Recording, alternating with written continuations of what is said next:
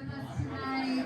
32 Poems, Poetry Northwest, Smartish Pace. We are so psyched to have our fabulous poets with us this evening. And we're going to start this next bit off with one of my favorites, Elizabeth Metzger.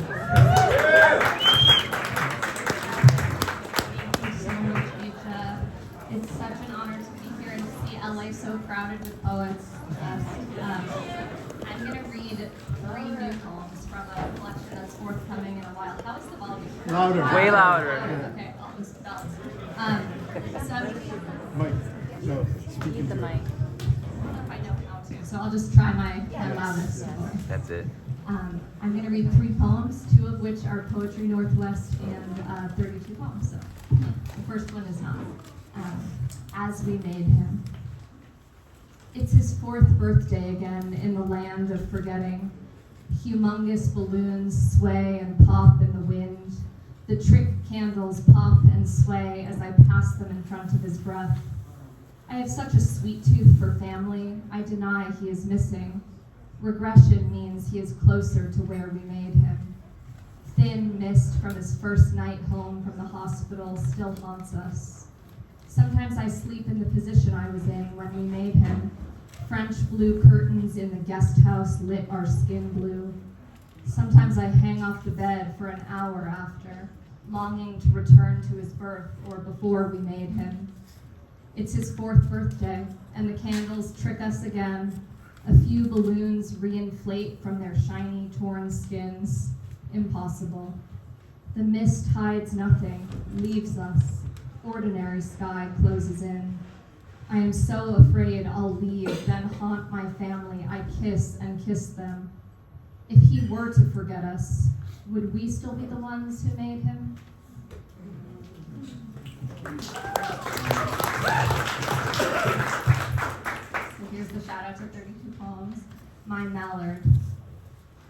Sorry, to Poetry Northwest. I knew there was something up there. My Mallard. When I undress at the window facing the pond, my motion is tossing him grain. The first time he came, but now he has learned to ignore me. Green swiveling head, the eye of all doctors, blinking with lust they feel for other lost mothers. He ignores my bored son. Thank God my son has grown bored again, catching my clothes with his face, believing I cannot find him. When he yawns now, I look in the dark of his mouth for wherever thought exited. I love how his lips seal after, then ajar, how I know he is mine again, always about to speak. My Mallard does not know what happened. How can I blame him? I've never once brought bread. Besides, he is mourning. His greenless, unbeautiful mate has gone missing below him. Who knows what broke her neck, now shipwrecked with water? But the loss is not mine. Nothing happened to me.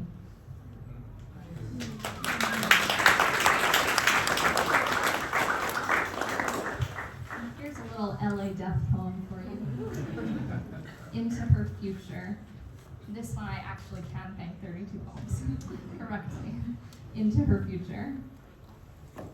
The Santa Anas have blown my breasts away with all the climaxes I've collected like pink-gray dust in the vacuum. I am scattering all over the land, all over the bodies of women that are dead and not born yet. Only one poor loser who has never kept a dramatic bed will spend her long life sweeping up all of me. Not a chore, but a remedy of her own imagining. Into a box labeled lies I will be taken, surrendering all the liquors and creatures from my loneliest fantasies. The polished latch never takes its tongue out of me unless my loser peeks in to account for herself, as if I will pulse out the music she can't recall. Oh, it is worth being dust to continue, to tingle with unkempt feeling being hers. I am her life's work. So when she creaks the box open, a little bit of the wound she has spent all this time healing, her pleasure, now that I am dead, sneaks out.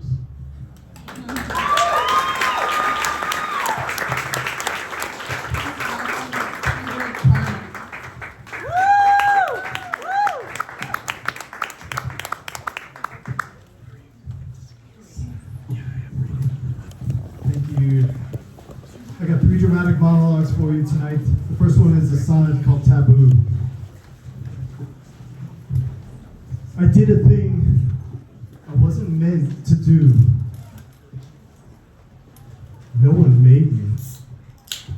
It was my decision. Just something everybody knew was true seemed iffy. I wanted further information. In a part of town I'd never been before, an old man dressed me down with sideways eyes. I found the camphor stairwell, second floor. If I went up innocent, I came down wise. What am I now? Asleep in the same bed? Pursue my ordinary daydream day. Greet my neighbors as one who has the right. My dreams are the dreams of any righteous head. Perhaps. But picturing what I can't say, you put it in my mouth. That's impolite.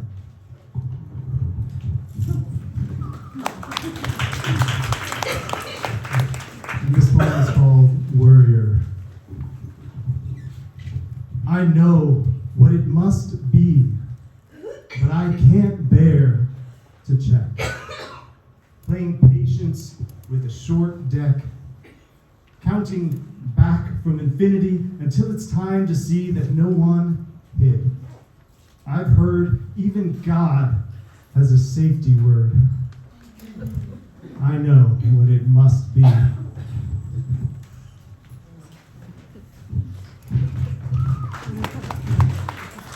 And I got a pantune called Pillow Talk. Most lovers beg me for this. Why don't you? I need you to lie with me till I come down. Can you speed it up? I've got some work to do. That thing's not gonna fit. I brought my own. I need you to lie with me so I come down. I need you to be good while I take this call. Your thing has never worked. I bought my own. This plot is boring. Let's try wall to wall. But first, be good. I have to make some calls. Can you do that for me? Yes, I thought you could. All plots are boring. Let's go wall to wall. Be careful. I think you lost a little blood. Would you do that for me? Yes, I thought you would. It's got to hurt, but only when you're ready. Be careful. I think I drew a little blood. Tell me I'm beautiful. Let's say it dirty. It's going to hurt, but only when I'm ready. I'll speed it up. We both have things to do. I'm just as beautiful as I am dirty.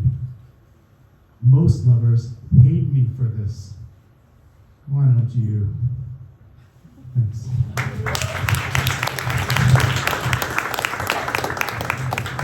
And it's my pleasure to introduce Nida Sophasarun.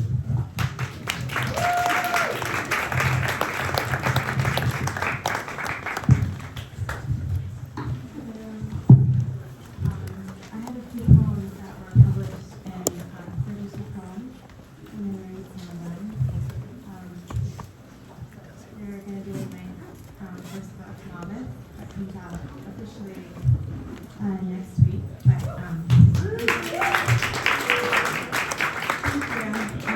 but we have many copies at the LSU Press desk. The first one is called Violet Thumbs. I think we're all old enough to know who Violet Thumbs are. Summer, Atlanta, 1989, handstands in your pool. And after Marco Polo, we rest elbows on the concrete lip and ask each other what it means to lose your teeth in dreams. At night, we play Contra and pluck carrot sticks, radiating from a bowl of ranch dip. Skip to 13. We chug Gatorade and gin, and you walk a straight line in the kitchen. Outside, I vomit in the daisy bed. We churn out mixtapes and collages, wear corduroys and plaid flannel and saddle shoes. Prank call, boys enter. I can't keep up, and I'm mean too often. New friends rotate in, sleepovers end, but we are loyal to some original feeling, and in April reach out for our birthdays. Up to the last time on the phone 10 years ago, when you're in LA and knitting. Trying to live in the moment, you chuckle low and quip, hope this is it.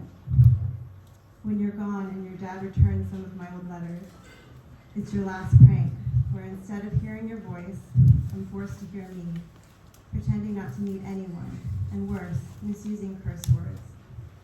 You'd laugh at the desperation, almost as desperate as our first meeting on the playground swings. Strawberry blonde strands threaded with chains. You toe the mulch and ask, have you even heard of the Violent Femmes? I lie and say yes.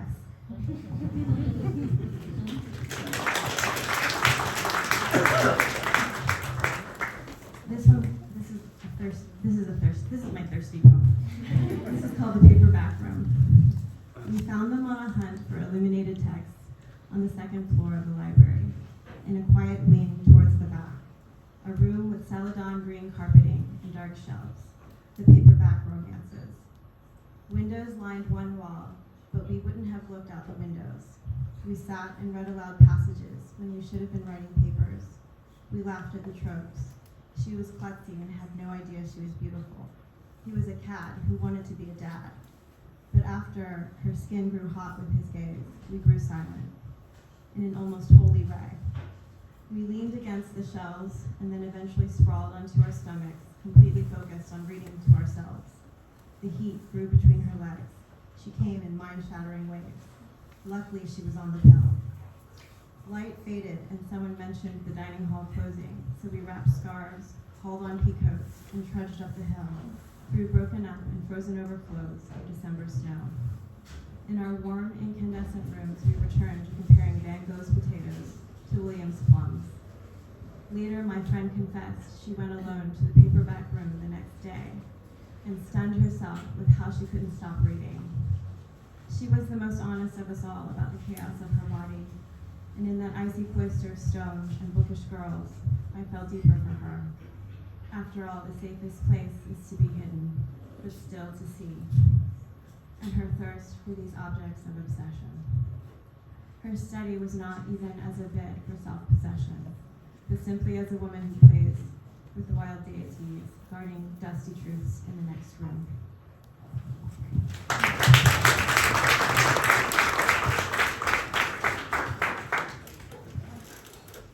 Am I supposed to introduce them?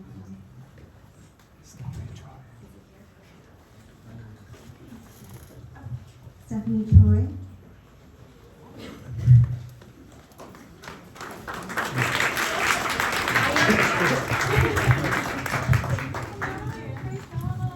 Thank you, everyone. Oh, there's a little chair. I guess I could sit down, which is nice. Thank you so much, everyone, for being here, especially because I know you have a lot of open bar options. So thank you for coming to this one. And thank you, Poetry Northwest, for inviting me to read and teach it. It's an honor.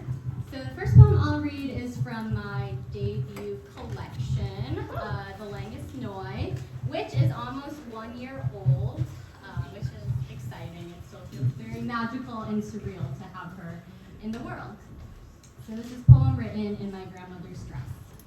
Rust orange and brown checkered, thick but not quite wool, not quite cotton either, though I can't name it, can't identify it on the internet. So I resign, run my fingers along the hem, try to hear the song she sings into each seam. Guess how many times she slipped it over her dyed black and permed hair, lotioned white face. I estimate the exact place It might have fallen over her pantyhose-covered knees. This is real vintage, 70s American style from my grandmother's closet, and yet I can't even ask her about it.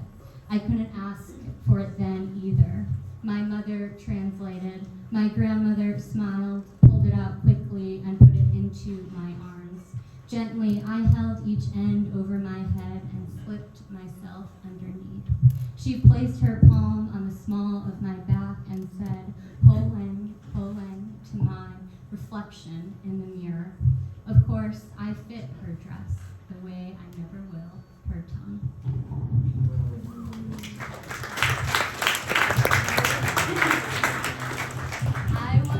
I was debating on whether or not to read the poem that I had published in Poetry Northwest quite a few years ago. It's a little love poem, but a lot has happened in my life between then and now. So I thought I would read a little poem that's kind of complementary to that, which you might get. It's pretty obvious. And it begins with the bleeding title, which is a title that becomes the first line of the poem.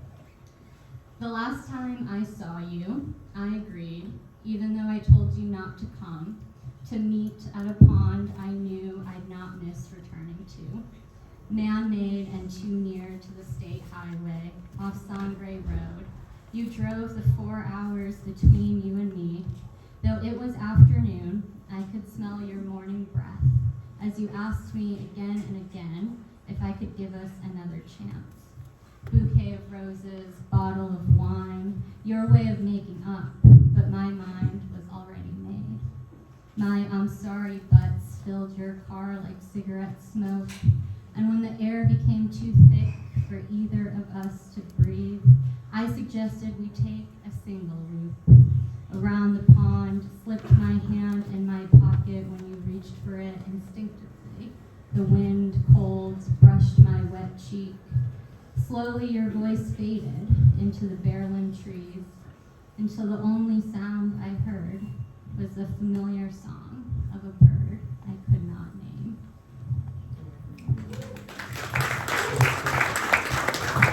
I'm not sure how long it's been, but I guess I'll read one more from the book, all of the pages.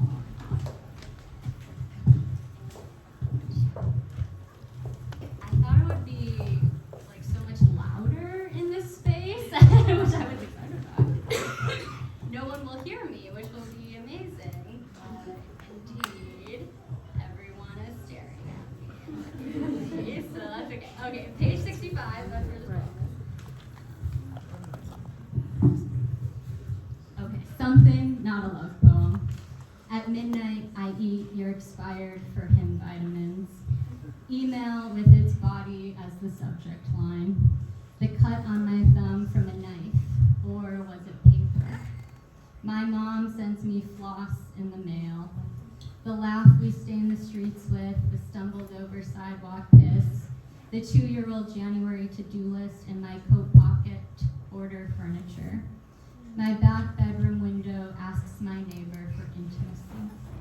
The man I sit next to on the bus tells me he always wanted to marry an Asian woman.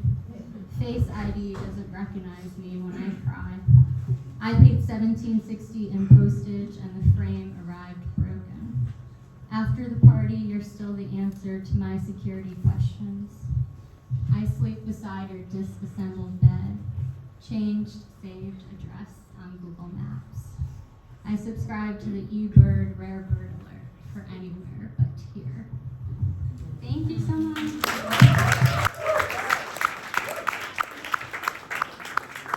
I am welcoming Timothy Liu to the stand.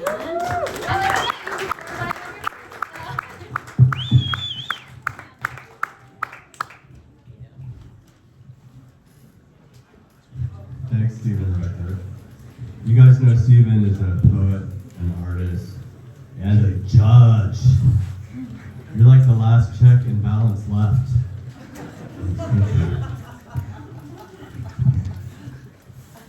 All right, here's a poem.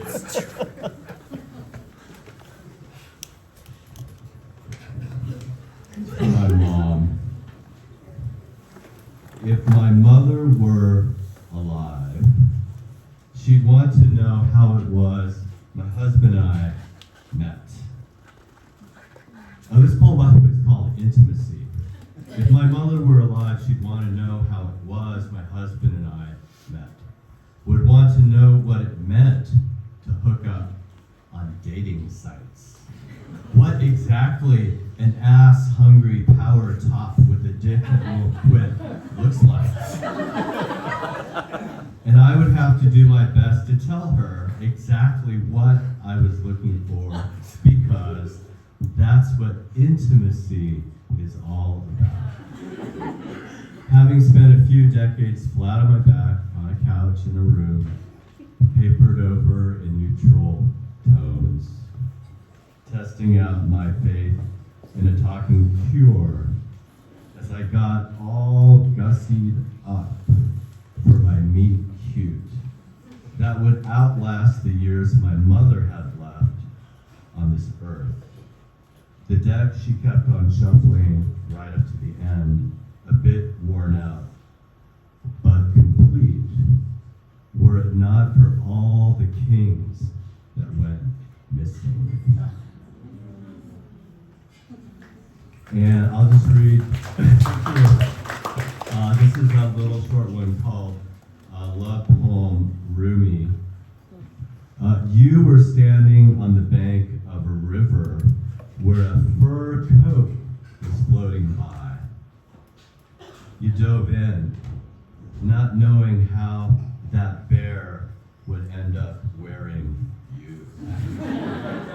You stood at the bank of a river where a fur coat was floating by. And what? You dove in, not knowing how a bear would end up wearing you. Please welcome Elaine Miller, editor of Copper Nickel and author of amazing books I love to read.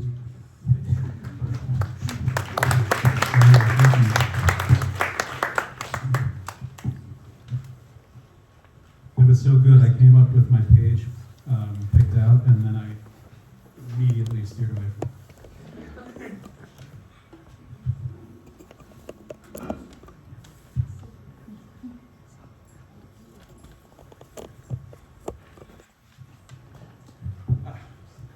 There we go.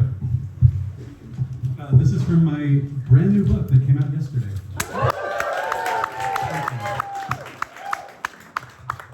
Oh, it's called The End of Childhood. The poem is called On Aesthetics. It's one sentence, but it's long.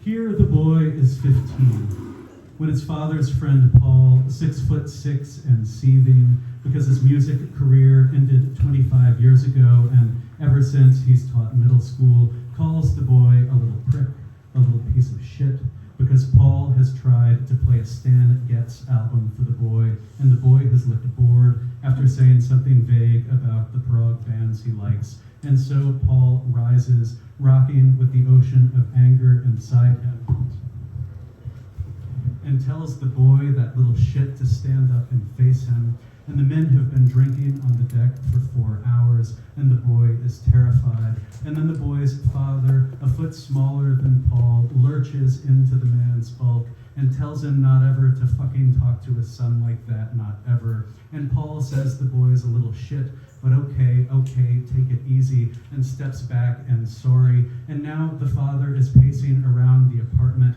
caught up in the language still surging inside him, when he falls against the table, scudding it across the floor. And Paul and the boy rush over to lift the father and carry him to Paul's bedroom and lay him down, slurring unintelligibly. And the boy is frantic because maybe his father is having a stroke, a heart attack. But Paul goes into the kitchen saying not to worry. He's seen this sort of thing before, and holds up the half-empty fifth the father has chugged to muster the courage to stand up to his friend. And this is where the boy wants out, wants to leave, but there's no place to go. He's caught inside this space. Stan Getz still playing.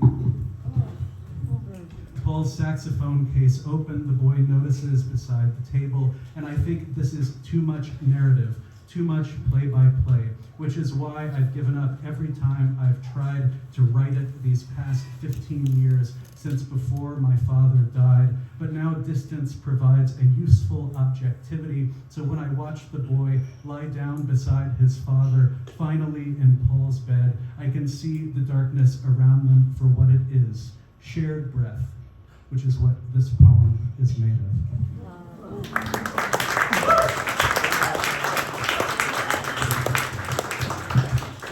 I guess I can do one more.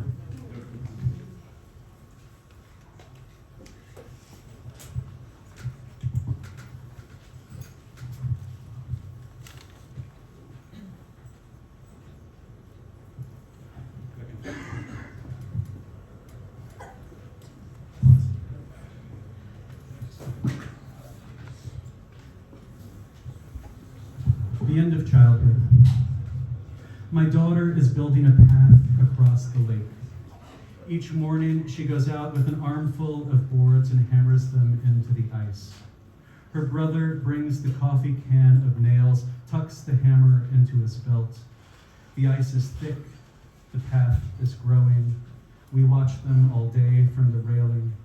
No one else lives at this end of the valley, though up around the bend, there are lights. My daughter's project is not to reach them, she tells us, but just to leave a perfect track of boards floating on the water that first day the ice has melted.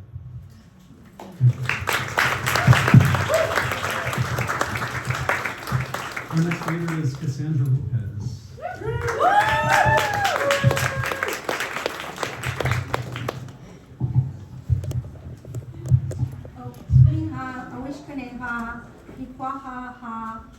Hello, welcome. I'm happy you're here.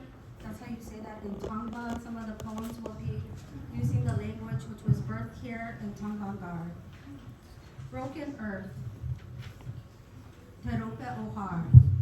My arm, Neman, shows no outward sign of fracture. Terope. I go out into the world. My phone is learning Tonga. I try to type Eor and it autocorrects Irosha'a, our language. Does the algorithm know I want to wake Ikuk Etonian, our sleeping nap? My phone, an extension of self. Nchonchon, my eyes. Nishar, my lungs. I learned AWP means from the air and can mean a telephone wire or radio sounds, perhaps even a phone. I named my phone Chinuho Arape, from Little Air, baby phone, or small telephone wire. Google and AI list all the concerns about using technology to revitalize languages. But I don't need to read it, because I carry worries as is meant as he kept the sky, Tayakbet Mohmak, the blue ocean.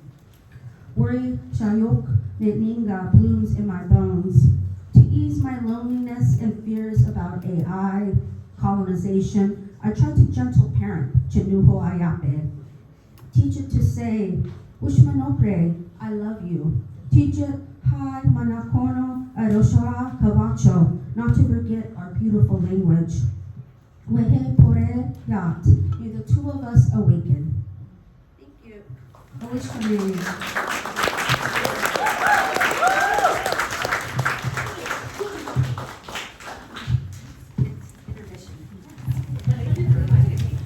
I was so enraptured. Okay, we're gonna have one more little break.